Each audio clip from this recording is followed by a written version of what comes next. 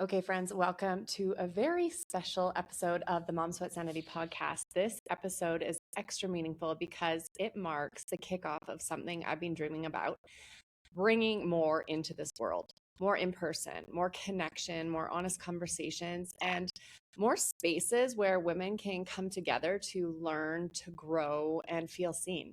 So today is the very first live panel recording of the Mom Sweat Sanity podcast, where the Mom Sweat Sanity podcast, Momentum Collective, and Moms Club all collide into one room, one conversation, and one experience. And honestly, I hope this is just the beginning of many more to come.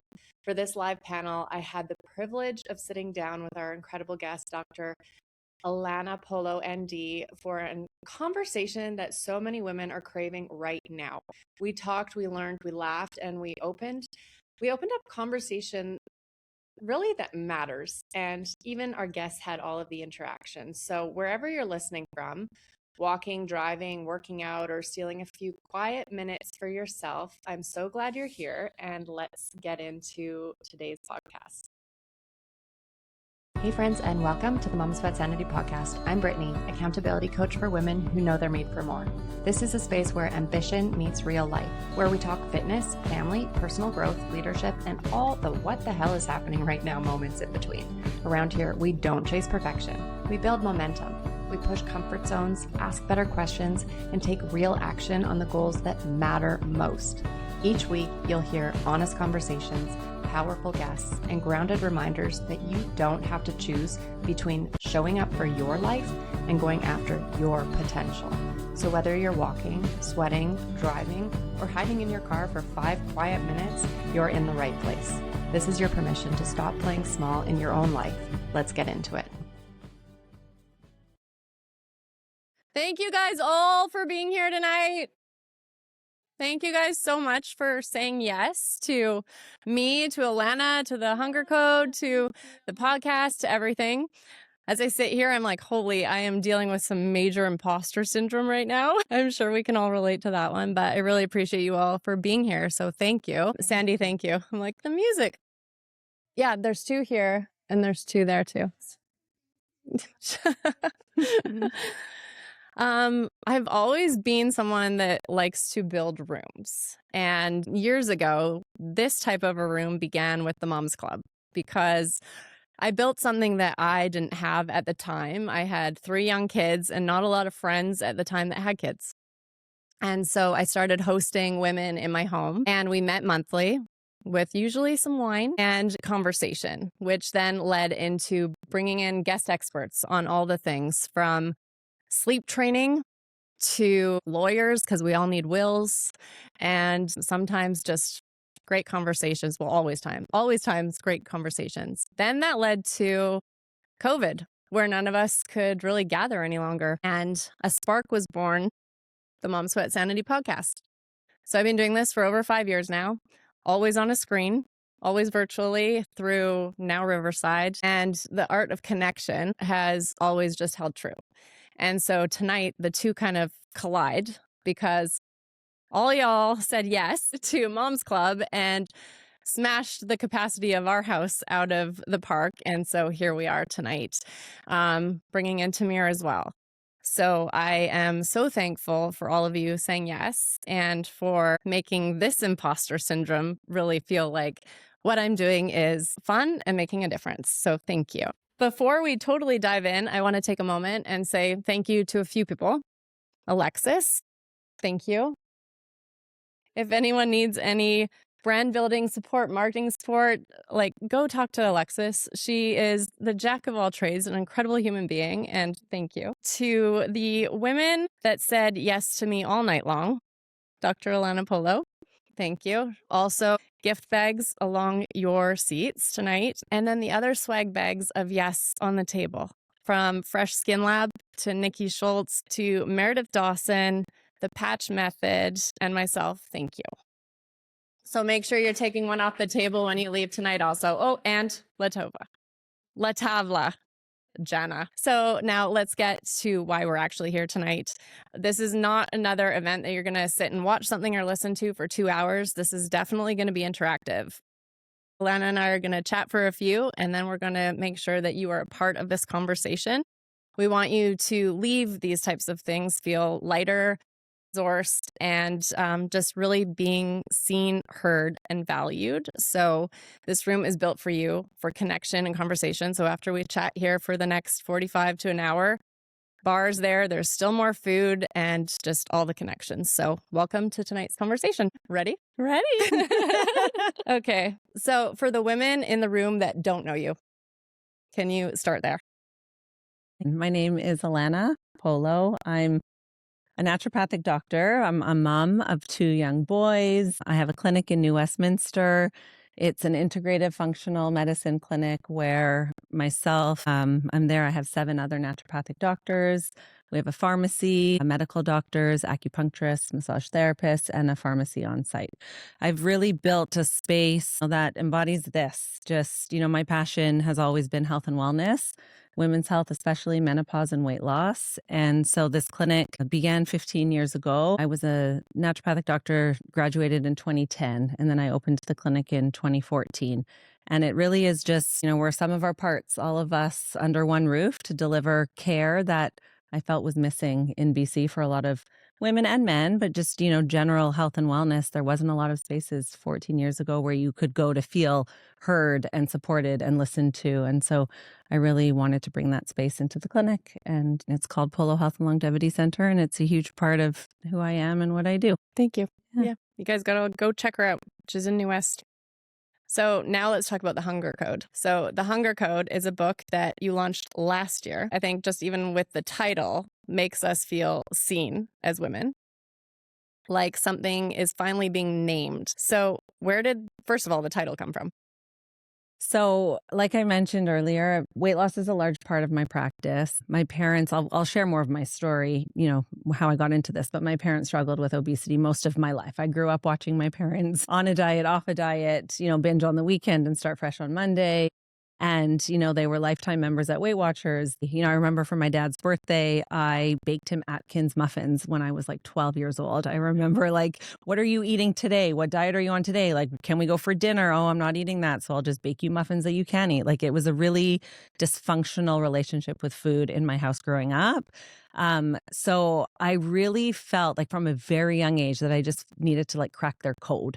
There was something that was missing, and they needed to figure it out. And so the name, the Hunger Code, has been something that I've thought about for years, because weight loss is so much more than just, calories in, calories out, what you're eating. There's such an emotional connection, a physical connection as well. But I really watched the emotional connection to food.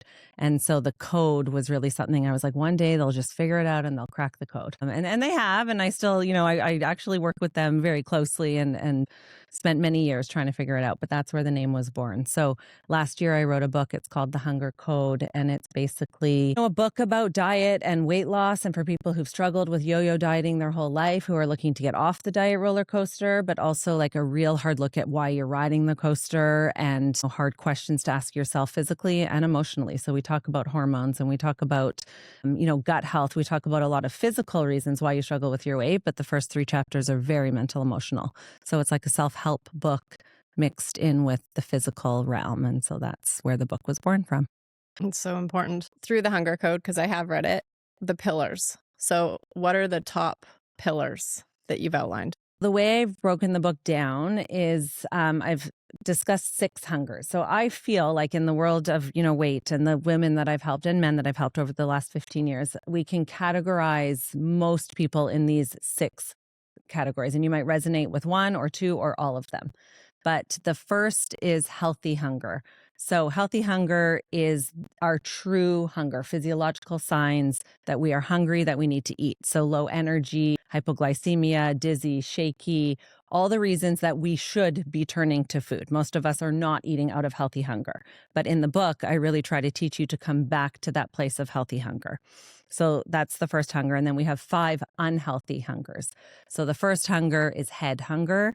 So scheduled eating, people who eat by the clock, or they should eat, or they're rule followers, or they eat because they're scared of feeling hungry later. So the time is their cue, not healthy hunger, or their shoulds. I've heard my neighbor did this and my partner did that. And so I'm going to try all these things and ignore what my body needs. I'm going to try the shoulds. So that's head hunger. The second one is heart hunger, which I'm sure a lot of people can relate to here. It's the emotional eater, stress eating, reward eating. I've had a hard day, I deserve a treat, or us rewarding our kids with treats, or emotional or stress eating. The third one is habit hunger, which is also a very common hunger. Eating in front of the TV late at night. You're by yourself, you grab a snack in front of the TV, or you go to the movies and you eat popcorn, or you go to a ball game and you have a hot dog and a beer just because that's what you do out of habit. Opening the pantry, opening the fridge. If you're bored, you're looking for something to do. So very boredom, habitual eating. The next one is hormone hunger, which is perimenopause and the hormonal drive. So estrogen and progesterone, insulin, thyroid, cortisol, all the hormonal changes that drive us to eat, or the reasons why we gain weight and can't lose weight based on hormones. And then the last one is hypersensitivity hunger, which is gut health, the gut microbiome, leaky gut, IBS, and all the reasons that you might be struggling with your weight or cravings because of an imbalanced gut. So the book breaks down the healthy hunger, the 5 unhealthy hungers, and then there's a quiz to decide which hunger you are. And then the back of the book is all solution-based and how to deal with each hunger so that ultimately you can lose weight and keep it off. I feel like I've gone through every one of those hungers at least some point in my life. We all have. And I feel like that's truly you are the reason the book was written, because everyone struggles in some capacity with all of those things, right? None of us are perfect. We all have our vices. We all get into the mundane and the habitual and ritual, and we want to try the newest fad. And we are all disconnected, I think, in the world of social media. We're exposed to so much information that we're left so confused. We don't know who to listen to. We don't know where to turn. We're looking for external validation, and we're totally losing sight of our own internal guidance. The book really is about coming back to yourself, and it's really hard to do because we all are just governed by so much external information and noise, but it's hurting us. I don't think it's helping us. Yes, seriously. Too much noise. Too much noise. We've hit a point. It used to be very helpful, and now I feel like we're getting to the point where we kind of need to come back. Yeah. Yeah. Listen to that intuition. And listen to your body. You know what makes you feel good. You know, if coffee is good for you, or ice cold water is good for you, or room temperature water is good for you, or eating before bed if it doesn't affect you, eating before a workout. Do you work out on an empty stomach? These are all questions I field all the time. And it's I don't know, you tell me. Do you tell me, how do you feel when you eat before you work out, or if you don't, right? I feel like I'm going to puke if I eat before I work out, but other people need to eat before they work out. And so instead of, listening to others, it's really about coming back to yourself. Yeah. I feel like too, it is listening to that, but then you probably have the same vetted question over and over again. When women come to you saying the same thing, what is the same thing often? I've tried everything. I'm not losing weight like I used to. A lot of us in this room too, as we age, things that used to work are no longer working. And so yes, there's hormonal change, and there's, your muscle mass is changing. Your metabolism is slowing down. You're stressed. You're not sleeping as well. There's more demands on you. That is real life for sure. And so I think we have to compartmentalize how much of it is hormonal and how much of it is life right now. And so that's where I always come back to, and Britt, you and I always talk about this, there's seasons of our lives, and one season of your life may have demanded a different version of you than this season. And it's not to say that you'll never get back to that, but you have to adjust and be fluid and flexible with what those demands are in each season of your life. And if you're trying to fit that mold that you fit in high school or university or your pre-wedding weight, and you're expecting that same version of you at 45 or 55 with different demands, you'll be very frustrated and upset and fighting with yourself constantly. Why do we still remember that weight? And we thought we were fat. At that weight, we were oh my God, I have so much weight to lose. And now you would kill to be that weight. Yeah. Seriously. Oh my gosh. Yeah. But that's the thing, right? Look back at where we were and we're we would kill to be there in 20 years from now, right? So let's just live in that weight didn't have a mortgage, and that weight didn't have 3 kids, and that weight didn't have the demands that life has. And so you have to adjust. And I think that's the biggest thing. I have women coming in and they expect that from themselves, and it's not the reality. So it's not necessarily accepting your body. Yes, it is about accepting your body where you're at for sure, but it's also about being realistic with what you can do in that season of your life. And then you adjust as the season adjusts. Amen. So, for a woman sitting here tonight, what is the single most important reframe you'd give her? So when it comes to weight loss, because this is like, in the world of restriction, right? I feel like this is a reframe I do a lot with people. When I can't have that turns into I don't want that, that's where your power is. So nothing is off limits. It's not that you can't have it. You can have anything. If you want pizza, if you want fries, if you want that glass of wine, go for it. But you'll get to the point where you don't want it because of the way it makes you feel. So you connect the dots with how do I want to feel? How do I want to show up? How do I want to wake up in the morning? Do I want energy, less brain fog, being able to go about my day, feeling, energized and healthy? Or if I eat X, Y, or Z and I know I won't feel well, and what's the risk or what's more valuable? So I can't have that into I don't want that. That's a huge reframe. I love that because then it also takes away the shame. Like, you're in control, right? And that's what I'll tell everyone in the premise of the book. Like, nothing is off limits at all. You get to choose. You get to choose how you feel, and you get to choose how you nourish your body. And hopefully you get to a point where you're nourishing your body out of a place of love, where you respect the body and want to feel your best and thrive with energy. And you won't want the things that bring you down, right? Because it's self-awareness. Yeah. Yeah. People ask me all the time, like, Dr. Polo, do you eat pizza? And it's like, yeah, I do, but I don't want to because I feel like shit after I eat pizza, right? Like, I don't feel good. So it's not that it's off limits. It's just that I would prefer something that makes my body feel better because I value how I feel. Yeah, I love that. Okay, so the conversation of hormones and weight. Yes. Seriously, that's another one that's out there. Yeah. So I'm doing everything and nothing is working. Where do you even start with that? So the hormones, let's talk about hormones. So we think of sex hormones. We think of estrogen and progesterone and testosterone. And those are our sex hormones. But we have 11 hormonal systems in our body. So we have stress hormones, which is cortisol. We have thyroid hormones. We have insulin. We have serotonin and melatonin. So it is a huge, multifaceted approach when we talk about hormones. It's not just about going on estrogen and progesterone, because if you're not dealing with cortisol, or we're not talking, with the women who come in about your lifestyle and your stress levels and how you're managing stress and what your stress outlets are, or your sleep hygiene, are you scrolling until 2 a.m.? Are you watching Netflix and eating, or are you going to bed? That affects your serotonin and your melatonin and your cortisol there. So weight is so much more at this stage and age than diet and exercise. That will go so far, but we're losing muscle mass as we age. So, every ounce of muscle that we have is our metabolic engine. So if we're not lifting weights and we're not eating protein and we're losing muscle, our metabolism is slowing down because our metabolic engine is muscle. So we have to talk about protein. We have to talk about weightlifting. We need to talk about cortisol. We have to talk about insulin. And, as we age, also our insulin sensitivity is affected. So we become more insulin resistant. So the carbs and the sugars and the things that you used to get away with, you no longer get away with because the way you metabolize sugar is differently. It turns to fat as we become perimenopausal. So it's so multifactorial, right? Like, it's not just diet and exercise. It's not just estrogen and progesterone. It really boils down to like your stress levels, your sleep hygiene, your exercise, what you're eating, your nutrition, all of it. It's why this age. Why you called me out at dinner. Really my problem. Yeah, it's cortisol. Cortisol is our stress hormone. Who's heard of cortisol? I feel like it's like a big buzzword, right?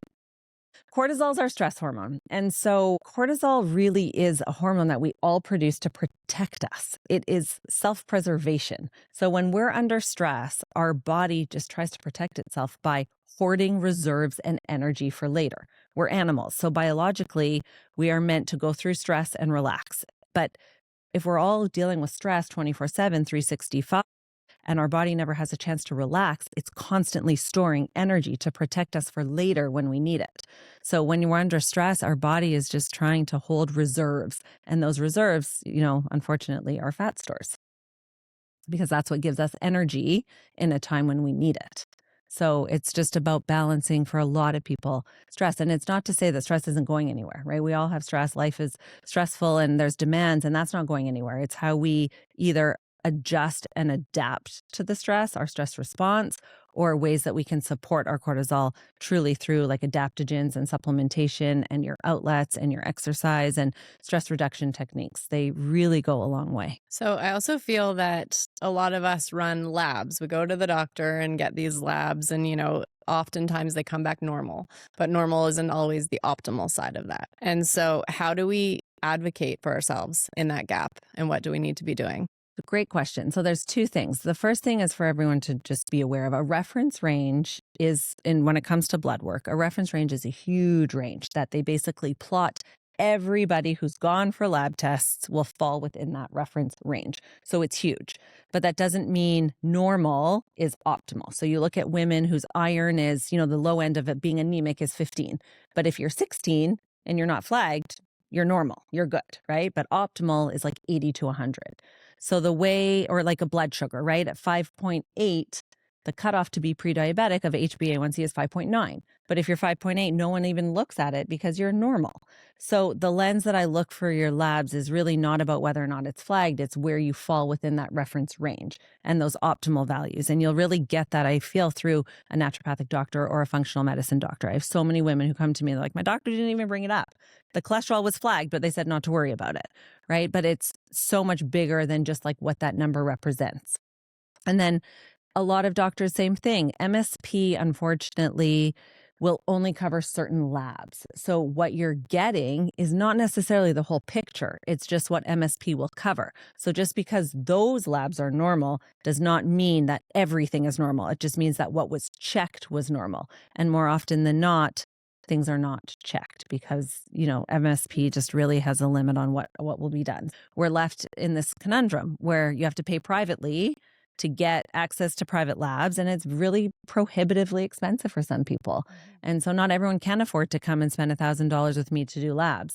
But then they, go to their doctor and they're told that everything is normal and they don't feel normal. So it's, it's like a little bit of advocating, finding a doctor who will maybe run other labs or just being informed. And that is where the book at the back has a whole solution section about what labs to ask for and what to go in armed with to your doctor when you're feeling a certain way. Ask for all of these tests, and they may or may not, but at least you're more educated about what to ask for, and where to go if you need support. I so appreciate how much you give away for free of your knowledge to allow us to advocate for ourselves. I think this is my mission, right? Like, this is what I'm passionate about. I want to educate women. I want to help women. I truly, genuinely give it away because I think it's so important. I don't see, if we're not all supporting each other, what are we doing? I think it's so important for us. We give and we give and we give. Everyone in here is a giver, and it's so hard to keep pouring from an empty cup. And so I know what we all give, and it's just my ability to give back, but also so that you guys can all keep giving and doing all the things that, incredible women do. I have a few more questions, and we're going to open it up to all of your questions. So get ready for the mic to come to you. So what is the relationship between estrogen decline and hunger as the signal for women? Okay, so as we age, all of our hormones are declining. Estrogen is declining, progesterone is declining, and testosterone is declining. At age 25, everything basically starts to go down. So 25? 25, that's when our hormones peak. That's depressing. I know. Sienna, you hear that over there? Oh, it's so sad. I know. So with that decline comes different sets of symptoms. So the first hormone to decline in perimenopause is progesterone. So this is like a long-winded answer, but Please. I think it's important because I think it will explain why we feel the way we feel. Weight and not weight. So the first hormone to decline is progesterone. With that decline of progesterone, women start to feel really anxious. They start to have problems sleeping.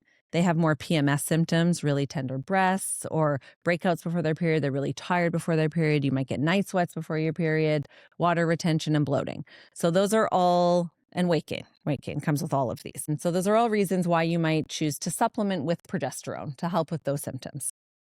Estrogen, the lack of estrogen or decline of estrogen happens a little bit later into perimenopause, but that's hot flashes, night sweats, vaginal dryness, joint pain, brain fog, and memory, like word recall, and weight gain. And then testosterone, the lack of testosterone is low libido, right? Yes, great. Low libido, muscle mass, lack of muscle mass, weight gain, low mood, low motivation, more apathy. So The thing about estrogen, more than the other hormones, is that estrogen changes the way our fat is redistributed. So you might notice, like, women have estrogenic fat pads. We are meant to carry babies. So we have more adipose or fat tissue in the abdomen, in the bust, under the arms, our hips, our thighs, our butt. Like, this area is all estrogenic. And as we go through perimenopause and menopause, those estrogenic fat stores are where we start to move the hormonal weight gain. So that's why we start to look like apples and pears.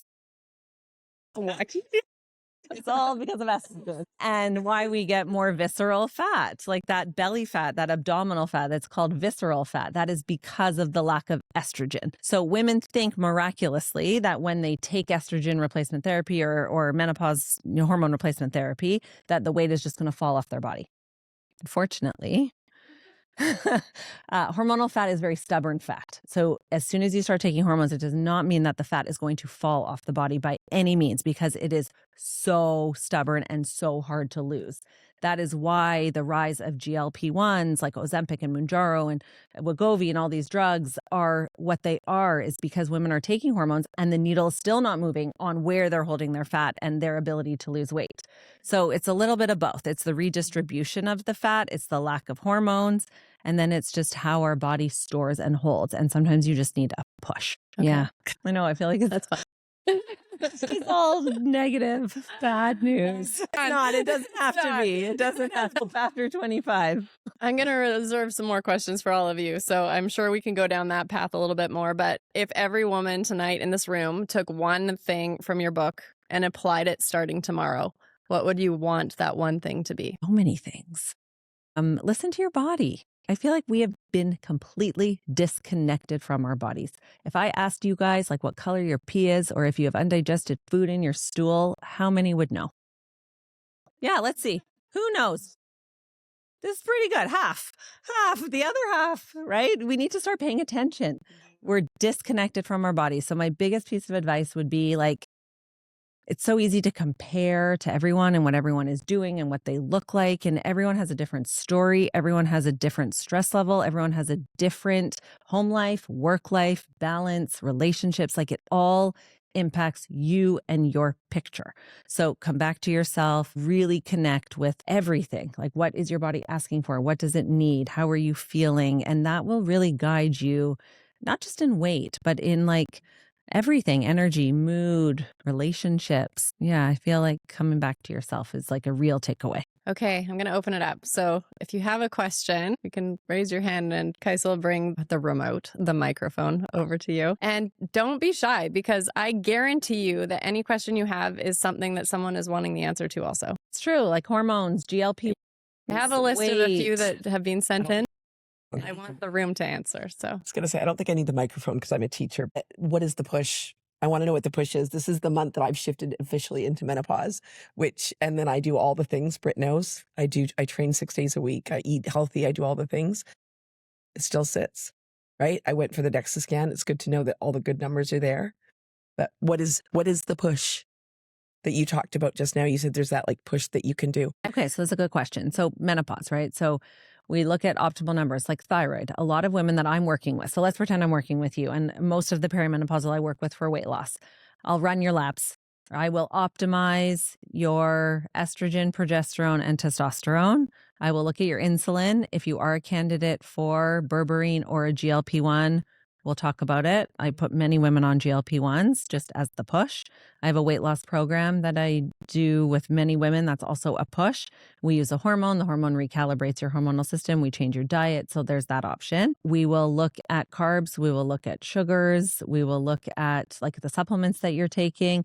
The thing is, it requires work. Like, it is not like a quick fix, right? And I think that that's what people want. They want, and that is why people love a GLP-1, because it is a quick fix. You take it, you don't really have to change your diet, and miraculous things happen. But when you come off the GLP-1, if you choose to come off, some people will stay on it forever, and that's fine. But if a person chooses to come off, those foundational elements need to be established, because that's really what that push is, right? Yeah, well, I think that's the hard part, right? I've been on it for HRT for a year and a half, right? I do all the workouts and everything else. So GLP-1, like, it's like, well, do I want to? Like, is it worth it?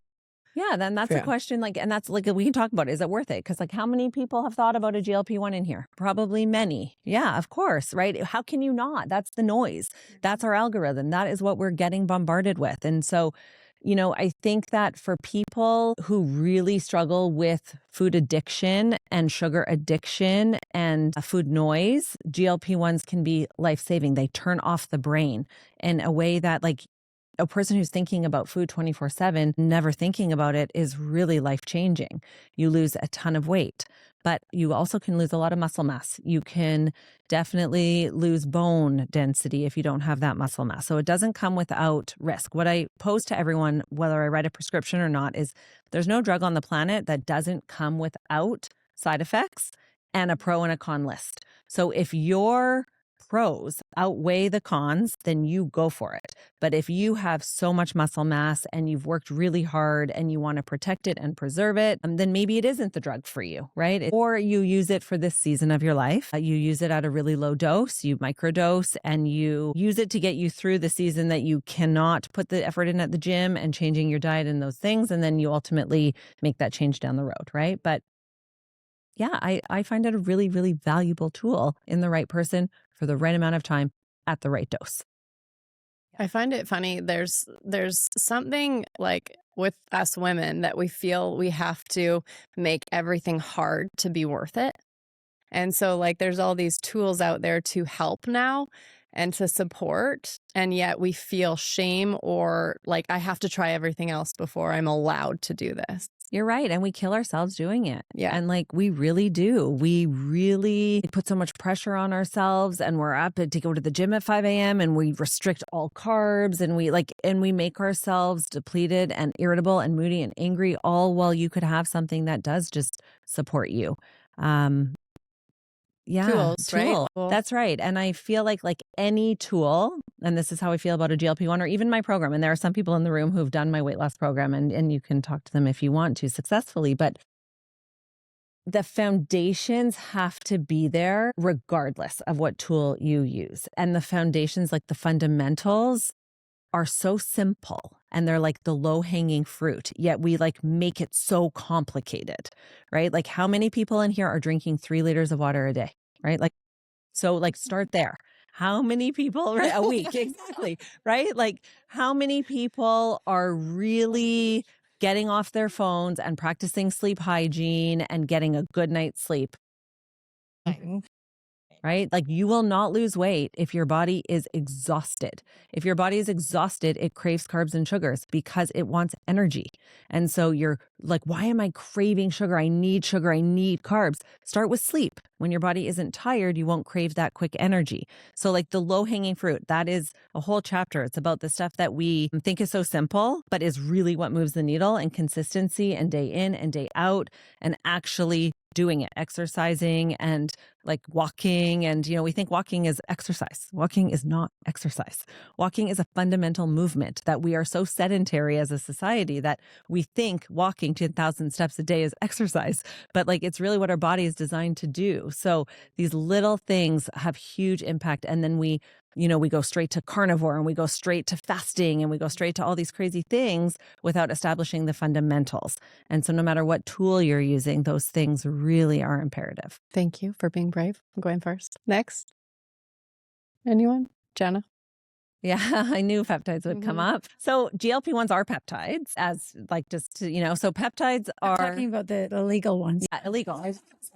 Peptides are not regulated. The ones we're looking for. The ones we're buying from China on the internet. Yes. Yeah, they're not regulated. We're not allowed to prescribe them until they are. So I don't use them in my practice. We use BP 157 the most, which is for joint pain and inflammation, because we know the pharmacy it's coming from. But I'd be very cautious about just buying these peptides online. You don't know where they're coming from. You don't know if they're not regulated. You don't know what's in them. You're truly taking a gamble, right? Peptides are things we make naturally, right? We all make peptides. So the answer to that is do more of the things that support the peptide in your body, which is all the things we just talked about, instead of looking for that next quick fix of injection, right? You can move the needle on your own peptide production by exercise and getting sunlight and protein and a lot of the things that we're looking for that external source for. But yeah, like they're quick, they're effective, people love them, they make people feel great, they look great, everything is great.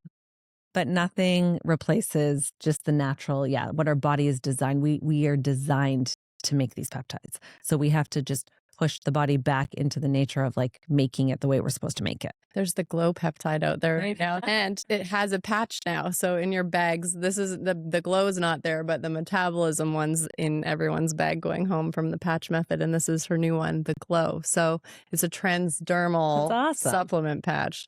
We'll see. It's legal. Get it in the mail. That's very different than injecting yourself with something out of a vial, like randomly and injecting it into your bloodstream. Quick pause, and I want to speak directly to you for a second. If you've been listening to this podcast thinking, this hits, but I need support actually applying it, that's exactly why I built the Momentum Collective. It's a coaching space for women who don't want more information. They want clarity, accountability, and real forward movement. Inside, we focus on building momentum in your health, your mindset, your goals, and your life without burning yourself out. If you're ready to stop circling the same goals and start taking consistent action, the Momentum Collective might be exactly what you've been looking for. You can find all the details in the show notes. Okay, back to the episode. Yes. Hi, my name's Carrie. I want to ask you about the mindset of trying to eat your body weight in protein every day. Oh, yeah. Or your goal weight in protein every day. It seems like it's impossible. It's just so way too much. It is too much. And anything that is in excess will turn to fat. But when your body doesn't need it and you're force feeding protein and you're not listening to your hunger cues and you're just like, I should eat because I should eat 150 grams of protein, you'll gain weight because your body doesn't need it. So I've had many patients who come to me eating their body weight in protein because their trainer said they should, or the internet said they should, and they're gaining weight or they're not losing weight and they don't know why. And that's what I say to them. It's too much protein for your body. Anything in excess will turn to fat. So if you actually listened to the body in terms of like, am I hungry? I'll eat now, but not forcing it, then it might be 60 grams of protein. And that's okay. Okay, that Protein forward.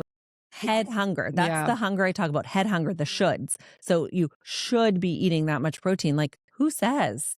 You'll know if you're not eating enough protein. You'll be dizzy, you'll be weak, you'll be lightheaded, you'll be hungry. You won't be putting on muscle mass and you'll feel weak in the gym. Like your body will tell you you're not eating enough protein. So those are the signs to listen to. And that's all head hunger. And then also sort of to tie on to that, the intermittent fasting thing, like it has to be so different for every single person. That's right. 100%. And I like what you said, like listen to your body. Like ever since I was a child, my mom and I used to fight in the morning because she would force me to eat a bowl of cereal before I went to school. And I was like, please don't make me eat. Like I hate it. And so since I was a kid, I hated eating in the morning. And then again, you hear, oh, you have to eat breakfast before you go to the workout and do a shake or do eggs. And, you know, totally. I don't want this to. is the confusion. And that's exactly right. So let's talk about this. That's like a natural mindset for me is not to eat until 11 or 12 or sometimes. Yeah. And if it's working for you, amazing, right? So this is the thing about cortisol. We talked about cortisol. So many of you, I'm sure, have heard you should not intermittent fast if you have high cortisol, or you shouldn't do high intensity exercise if you have high cortisol. And the reason for this is fasting in any capacity is a stress on the body. We are supposed to eat. So if you starve the body, that is considered a stressor on the body. In a body that is already stressed, not eating puts more stress on that body. So you will gain weight. This is the person who tries to intermittent fast and gains weight. They're like, I tried it. It didn't work for me. I actually gained weight. And that's because that body was already so stressed that the best thing that they could do was actually eat regularly every few hours to lessen the stress on the body. Same with cold plunging. Same with like saunas or extreme heat or extreme cold. These are all stresses on the body. Someone who cannot cold plunge and they're like, I get dizzy and I cramp and I feel terrible, and they keep forcing, if they listen to their body, your body is telling you, no, thank you. And so eating, like same thing, if you are not hungry and it works for you and you're not struggling with your weight and you're not feeling you're going to fall over when you're driving to work, then good, right? But if that same person was like, I need to eat in the morning, but they're trying not to because they've heard fasting is good for weight loss, that person's body is telling them that they need to eat, right? It's also like circadian rhythm. So in the book, we talk about like, as we age, honoring our circadian rhythm. And if we were to do that, circadian rhythm eating would be that we eat our biggest meal at breakfast. We eat when our cortisol is highest. We eat when the sun comes up. We should all eat breakfast. And then our smallest meal is in the evening as our digestive system is shutting down. So in that case, for some people, like that's how they eat and that's how they feel their best. They eat a massive breakfast and a really small dinner. They're done eating by like 6:30 when the sun goes down, and they thrive.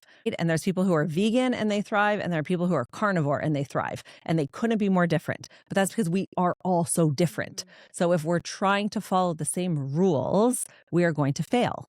And that is exactly what body awareness brings in. If it works for you, amazing. And then on the flip side to that, how will I know it works if I don't try it? That's also experiment. That's also someone who's trapped in a dieter's cage.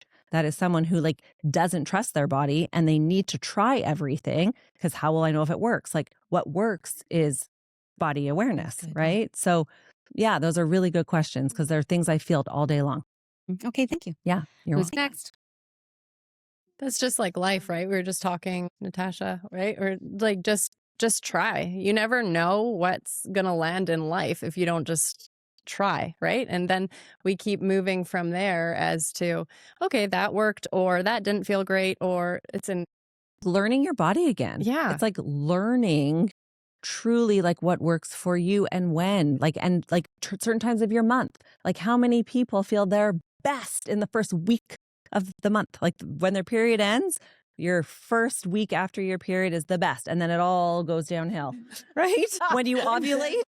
2 days. That's right. We have like 5 days of like, yeah, I feel good. I want to exercise. I have like, you're motivated. You have a libido. Life is good. And then like you ovulate, and the back half in the same month requires a different version of you. And you might want more carbs and more food in the back half than you do in the first half. And your workout in the first half is high intensity and the back half is walking. And like, if you're truly in tune with your body, you'll know that and you'll honor that. And then your body won't fight you the same way. Yes. Hi, I'm Dana. Can you elaborate a little bit more on testosterone and why physicians are so reluctant to prescribe it, talk about it? So testosterone is a hormone a lot of people think only for men, that only men produce, but women actually produce testosterone. We produce quite a bit of testosterone, and it is depleted in menopause and perimenopause. So we replace testosterone in women for hormone replacement therapy. It's just not as mainstream as estrogen and progesterone. I think a lot of doctors don't necessarily know how to prescribe it, or, you know, even a lot of doctors don't know how to prescribe estrogen and progesterone, like let alone testosterone, right? Like we're just learning how to get estrogen and progesterone mainstream. Many physicians, I still hear patients tell me their doctors won't give it to them. They don't know how to dose it. They need to refer them to a gynecologist. So testosterone is like way out there, but it's definitely part of that hormonal picture. So testosterone is responsible for libido, energy, mood, muscle mass. You might feel like a lot of you are working out, you're just not seeing the same results, or you're losing mass really fast, or you're gaining weight really quickly. Testosterone could be that piece of the puzzle. Or I see women who are on estrogen and progesterone, and they're like, I feel good, but like something's missing. Like I just still don't feel 100%. And that is also where testosterone comes in. So we have a doctor at our clinic, Dr. Blythe, who does testosterone replacement therapy for men and women. There's very few doctors in the city who know testosterone in and out. He's one of them. So if you're interested in testosterone, he would be the guy to see. Have you heard of the, like, what's the difference with the cream versus the, like, there's a pellet? Pellet? Yeah. Hockey mom puck. We use cream and injection at the clinic. I don't love pellets. They inject it under your skin. Yeah. I don't love it for those reasons. You can't play with the dose. You can't like alter up or down as easily. I like a cream. I like a patch. I like a gel. You know, progesterone, my preference is oral progesterone before bed to help you sleep. And then when it comes to estrogen, I like a gel or a patch. And testosterone is a gel or an injection. In men, we usually use injections. In women, we use gel or cream. Okay. Oh, sorry. She has the mic just for Hi, I'm Monica. Yes. I have a question about quality of sleep. Because how do you teach your body to rest, like good quality sleep? I can barely get 7 hours, like quality, actually sleep. 7's a lot. Stop. Okay, so let's talk. Sleep starts truly from like noon onward. So if you're drinking coffee or anything with caffeine later in the day, I would stop. If you are like anything after morning coffee can affect your sleep at night. B vitamins, B complex, if you're taking any supplements that are energizing, I would also make sure those are done earlier in the day. Those are things that we don't really think about, but they impact our sleep. Sleep hygiene, no food or drink like 3 hours before bed, really, if you're having a hard time getting into that deep sleep. Shutting your brain off, not scrolling, dim lights. So a lot of us, at the time of night where melatonin should be kicking in, melatonin only comes in complete darkness, but we're on our screens. And so that tells our brain to wake up and not to make melatonin. So if you're on your screens late at night or you're in brightness late at night, you have a really hard time making melatonin and serotonin. Cortisol is also the stress hormone that usually is, it should be lowest at night. But for most of us, it's highest at night. From a really busy day, we're running around. It's really hard for us to shut that cortisol off. So that's why we have a hard time falling asleep, but more so staying asleep, and why we wake up at 1 to 3 a.m. because of cortisol. So I would take something to lower your cortisol. One of my favorite products for the evening outside of magnesium. Magnesium also is amazing for sleep, but Cortisol Manager is a really great supplement that you could take before bed, and it lowers your cortisol. Do a guided meditation, take a hot bath, something to bring your nervous system down and to get you out of the sympathetic system into the parasympathetic system. Other supplements, like depending on your personal history, which we could talk about, those are general things to try. But if you've tried all those things and you're still not sleeping, then we could talk more about other reasons. Progesterone, really helpful for sleep. That and magnesium. Magnesium, progesterone, and cortisol relief. If any of you have problems sleeping, progesterone, magnesium, and cortisol relief together are incredible for sleep. And turn your alarm clock around. This is what I'm going to say for sleep. 2 things. Don't sleep with your cell phone next to your head or in your bed. If you do wake up, do not look at the time. If you have an alarm clock, turn the alarm clock around, because the second you see the time, your brain turns on, your cortisol shoots up. You think about, oh my God, it's this time. I have to get up in the morning. I have 3 hours left to sleep. And your brain goes, and you have a very hard time getting back to sleep. So do not look at the time. And that will really help you go back to sleep easier. Bisglycinate for sleep. It's a muscle relaxant. If you have restless legs, if magnesium bisglycinate. And you'll learn how much is too much. Yeah, you'll have diarrhea. You find your sweet spot. Okay, this kind of adds to the sleep stuff, because myself included, I hear so many of my friends that are, when we drink wine now, as you're getting older, I wake up in the middle of the night for like 3 hours. Is that what's that as about? we age, we can't metabolize the alcohol the same way. Our liver just doesn't. So a lot of women, as they go through perimenopause, cannot drink wine anymore. Yeah. They sweat. They're soaked. They toss and turn. Like, it's just not worth it. Hard liquor is different. So if you want to switch to tequila, I have. Let's find a new drink. So that's like a hormone thing. It's hormones. Yes. Your hormones, estrogen also impacts the ability for your liver to detoxify alcohol. And so, yes, it's very common. Okay. Yeah. So switch up the booze. At a time. Look, did you have a question? She had one here. You could drink tequila. I feel a panel podcast in Mexico coming up. Who's in? So circling back to hormones and testing for hormones, I'm 8 years postmenopausal. I feel like I'm in the Wild West when it comes to hormones, and no doctor really knows what to prescribe. And I've been 8 years of just guinea pigging it. Let's try this. Let's try that. Let's see how you feel with this increased dose. Let's reduce the increased dose. Let's try the patch. Is there a definitive way? No. And there's no definitive way. No, so you wouldn't test for hormones in postmenopause, right? We know you're menopausal. So it is a little bit of a game. It is, again, because not one size fits all. A patch might be good for you. A cream might be good for you. A patch and a cream might be good for you together. Like, it is Wild West. So you have to try things to find your sweet spot. And it's annoying. And I was going to say it's So expensive, annoying. but it's not as expensive anymore because now they're covered. So you can play around a little bit more.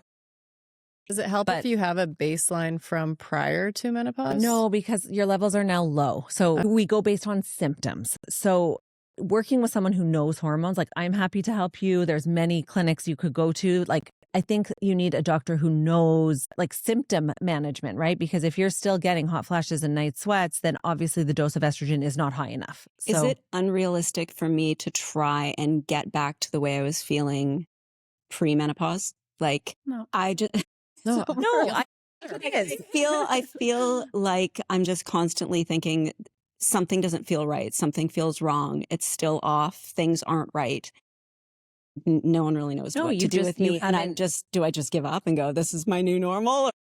No, I think you just haven't found that piece. And I think what's happening is a lot of people, like we said, alluded to a little bit earlier, a lot of people think it's just estrogen and progesterone, and it is so much more. So like if you're not optimizing your thyroid, if you're not optimizing your insulin and your cortisol and your testosterone, and you're only focusing on estrogen and progesterone, you won't feel amazing. Right. Oh yeah. I've done it all.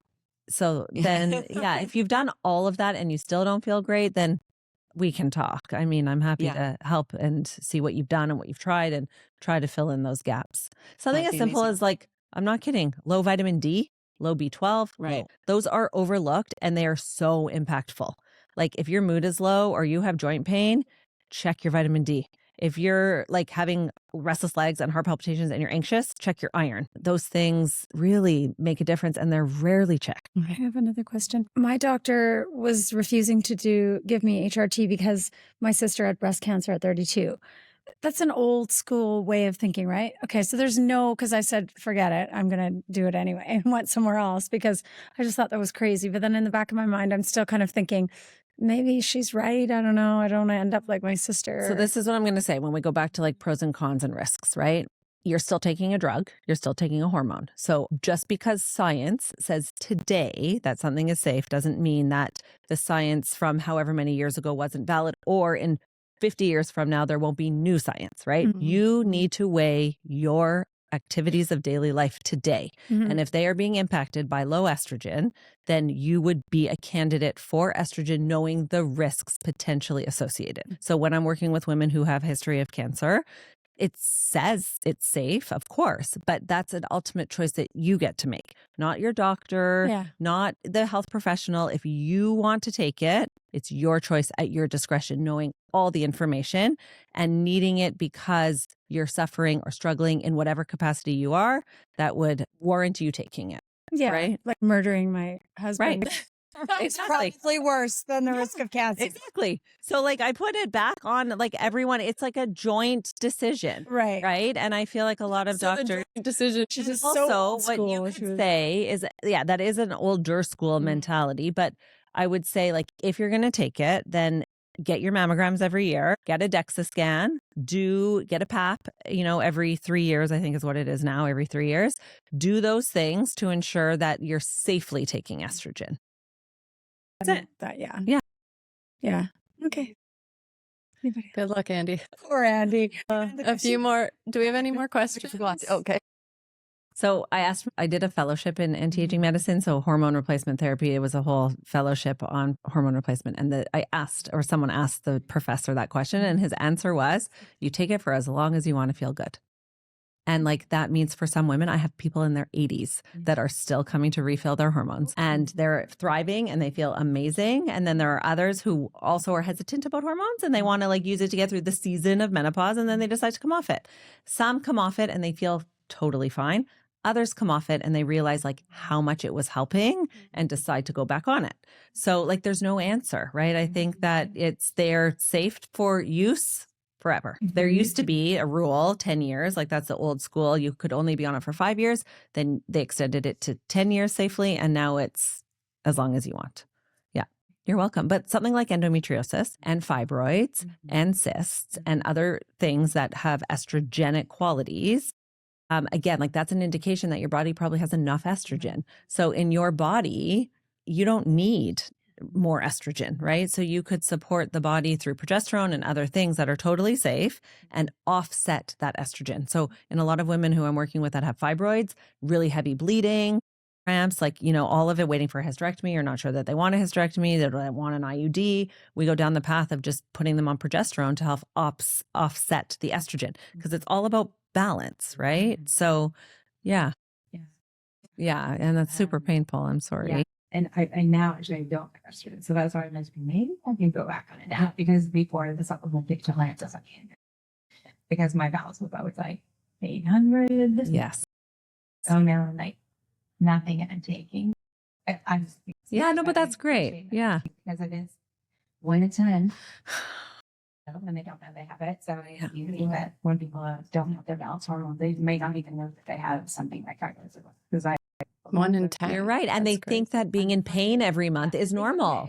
Right. They live in pain thinking this is just what happens because that's their normal.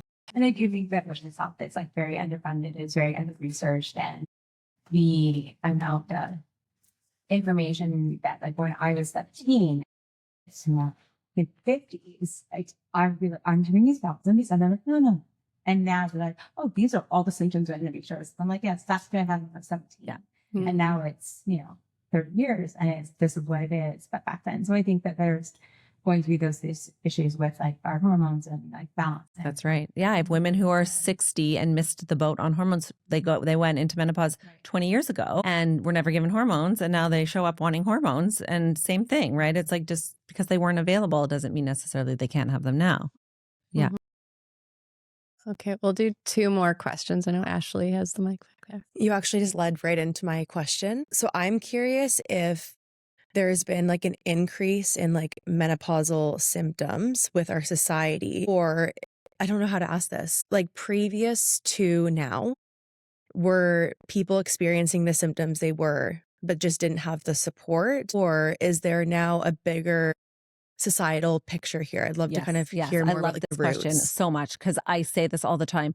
We have like medicalized menopause where everyone comes in thinking everything is a symptom of perimenopause. And like, it is not. It is also just like, because you're like not drinking water and you're not sleeping and you're stressed and you're all the things, but we think it's perimenopause. So like, I see so many 40-year-olds, 39, 38, 41 women who come into me thinking they have perimenopausal symptoms. And like perimenopause for some women is 35 to 55. So it's possible, but more often than not, no. We are basketing our symptoms into perimenopause and blaming everything on perimenopause and not having to look at reasons for other things. And no, it's because we're exposed to so much noise. And so it's like a really fine balance to decipher what is and what isn't.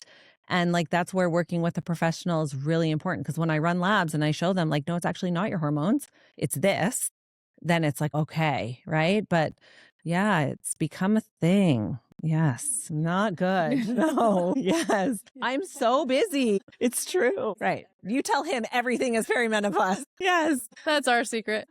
More just got discovered. Yeah. Secret is safe here. Does anyone have any more? I know. They suffered in silence. Oh, yeah. Yeah.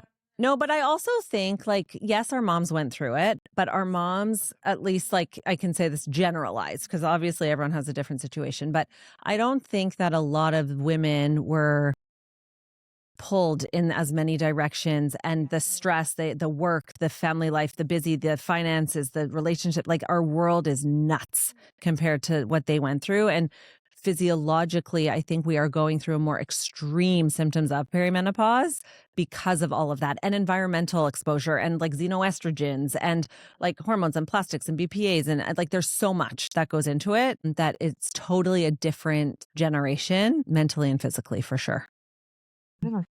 Our food, everything. And obesity, like estrogen is stored in fat cells. So we are an obese nation, right? It's an epidemic. And so people who are, struggling with visceral fat and adiposity on their body that they didn't have back in the generation where everyone ate and exercised and moved, that is setting us up for more chronic disease because adipose tissue is inflammatory. So we're already exposed to more insulin resistance and prediabetes and high cholesterol and blood pressure concerns just by virtue of carrying more adipose tissue because it is estrogenic. So yeah, it's so multifaceted. In some women who come in for hormones and they are obese or morbidly obese, I simply tell them to lose weight before I give them hormones because a hormone will not help what is stored in the fat cells, right? So we lose the fat cells, we get rid of that inflammation.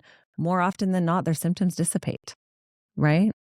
Inflammation. Inflammation. Causes so much in the body. Totally. Yeah. Okay, Erin. Two kind of estrogen patch placement. Yeah.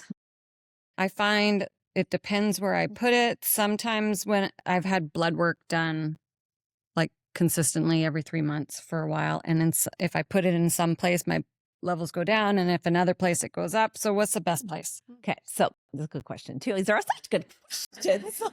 I get so excited about these questions. Okay, the secret is to rotate your site. Yeah, I do. Yes, don't keep it in the same spot because you build up a depot.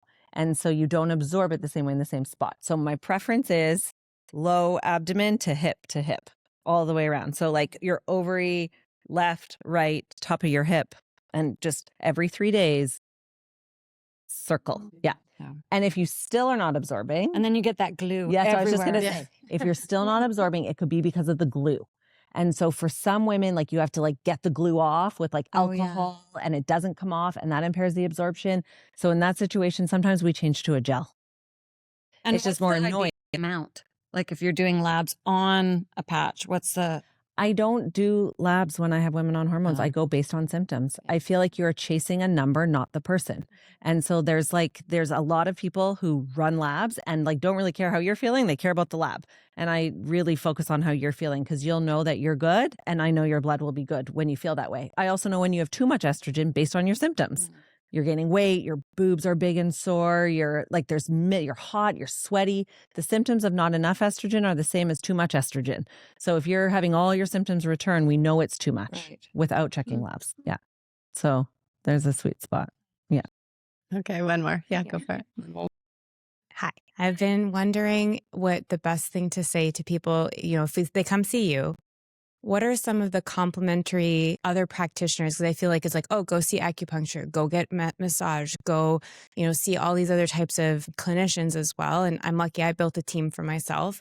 What would be some ones that you would ask women to build for themselves to support the work you're doing as well? That's a great question. I think personal trainer, if you have. Yeah, of course, obviously. I think, a therapist also, because a lot of concerns at this age and stage of life are very mental, emotional. So counselors, psychologists, personal trainers, massage, if that's a stress outlet form, right? Or also like joint pain or inflammation. I think massage therapy can be very helpful. Chiropractor, same thing. Like if you believe in chiropractors or physical medicine, I think like a lot of our alignment changes or shifts and arthritis and joint pain and inflammation. My chiro is like my savior for my neck and my back because I hold all my stress in my neck. Yeah, I think the team is important. Like I think that it is not just your GP and I don't think it is just your naturopath. And I really think a team is key. So whatever that team is, it is like an effort. And I feel like sometimes that takes time to build and know until you like have your girlfriend say, oh, have you tried this with this? But we have to find out that information like secondary. Someone needs a counselor. She is a counselor. But I do feel that way. Like I'm sitting here like, have you seen your naturopath? Like, have you seen your doctor? Like, and then on top of it though, I feel like it's the other way around for the other practitioners too. And then if you're lost in it and you're not in the wellness industry, it can feel like a lot. You're right. And that's why you have communities. And a coach. Yeah. And then, then you have like, it's so true. A coach and girlfriends and a community and therapists, like it does take a village. And if it's not like a family village, then it's a professional village because 100% we cannot do it alone and we cannot carry it alone. It is killing us. So outsource, delegate, all the things. Yes. But it all comes at a cost, right? And that's like the time, cost, energy, all of it, money. Well, thank you for your time and for opening up for all of us tonight. A few last minute things. So I hope that was helpful. It was so helpful. Yeah. Okay, good. But okay, so for the moment you didn't know you were waiting for tonight, there's 3 door prizes to go home with. So the first, there's 2 winners of the first. It's a helicopter experience courtesy of Anderson Air for you and one friend for a 1-hour tour of Vancouver, date to be determined, with myself, photographer, and then the 2 winners. So that's amazing. You have to be here, so hopefully you're in here. Fiona Hoffer, I'll bring champagne. That's great. Diana Dahl And the last one is a 1-year subscription to the Momentum Collective. So what the Momentum Collective is part of tonight. I'm a coach, obviously. And the Momentum Collective is where I bring women into community and we coach bi-weekly now. So twice monthly, and once is always a guest expert. This is where I've oftentimes had Dr. Polo into our groups, and she has been incredible. We dive into whether it's personal or professional development in the moment. And I love the ladies that are in the group. Yeah, just so I hope that you choose to show up within the collective. Again, it's twice a month virtually, but also what the collective is now doing is giving all of you the opportunity, if you come into it monthly, to also have first rights at access for these events, because we are going to do it again. Next month, we have a panel of 4, maybe 5 of us, and we're just talking hormones and health. And there's a few really fun ones that are starting to line up for the fall, which I'm very excited about. So stay tuned for those. So there are the QR codes, but they're also within your bags if you choose to come and join me virtually and in person more often. I'd appreciate and love to have you there. But for the winner of the 1-year subscription to that, it is Marielle. Hey. Thanks, girlie. Okay, so from the bottom of my heart, thank you all for showing up here tonight. There's still food out. Help yourself to something at the bar, and appreciate you all. Appreciate you so much. Thank you. And books. I'll be selling books. If anybody wants to purchase a book, I'll be at the back table there with books. And please grab a swag bag on the side on your way out. And Dr. Polo has offered these beautiful bags as well. So thank you. There's a water bottle in the bag, 1 liter water bottle. I want you all drinking 3 of those water bottles every day. Thank you. Thanks so much for tuning in today. If today's conversation resonated, then ask yourself what one small action you can take from it. Because momentum isn't built in big dramatic moments. It's built in a quiet follow through, the honest choices, and the decision you make when no one's watching. If you loved this episode, the best way to support the show is to subscribe, leave a review, or share it with someone who needs to hear it. And remember, you don't have to choose between showing up for your life and going after your potential. This is your permission to stop playing small. I'll see you next time.